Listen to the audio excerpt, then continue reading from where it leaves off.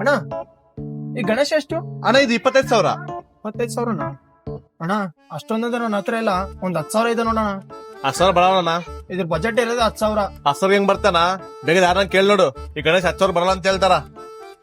ಅಣ್ಣ ಒಂದ್ ನಿಮಿಷ ಬಾಯ್ಲಿ. ಅಣ್ಣ ಈ ಗಣೇಶ ಎಷ್ಟಿರ್ಬೋದು? ಒಂದ್ 10-12 ಇರ್ಬೋದು ಅಣ್ಣ. ಹೌದಾ, ಸರಿ ಅಣ್ಣ ಆಯ್ತು. 15,000. ಅಣ್ಣ ಈ ಗಣೇಶ ಎಷ್ಟಿರ್ಬೋದು?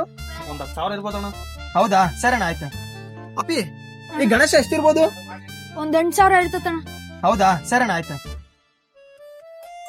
ಅದೇನಪ್ಪ, ಬಂದವರೆಲ್ಲರೂ 8,000, 10,000, 12,000 ಅಂತ ಇದಾರೆ. ಈ ಗಣಪತಿ 25,000 ಓತತೋ ಇಲ್ಲೋ. ಒಂದ್ ಕೆಲ್ಸ ಮಾಡೋಣ, ಇವನ್ಗೆ ಕಮ್ಮಿ ಕೊಟ್ಬಿಡೋಣ. ಅಣ್ಣ 10,000 ಬರಲ್ಲ, 15,000 ಕೊಡಿ ಲಾಸ್ಟ್.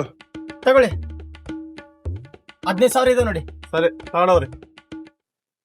ಏ ಮಚ್ಚಾ, ಏ ಪ್ಲಾನ್ ಸಕ್ಸಸ್ ಬರ್ರಿದೆ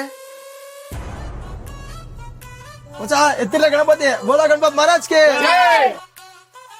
ಓಯ್ ಏನ್ ಮಾಡ್ತಾ ಇದ್ರಲ್ಲಿ? ಅಣ್ಣ ಗಣಪತಿ ತಗೊಂಡ್ ಹೋಗ್ತಾ ಇದೀವಿ. ಮತ್ತೆ ದುಡ್ಡು ದುಡ್ಡು ಹಣ್ಣು ಕೊಟ್ಟಿದ್ವಲ್ಲ ಅಣ್ಣ.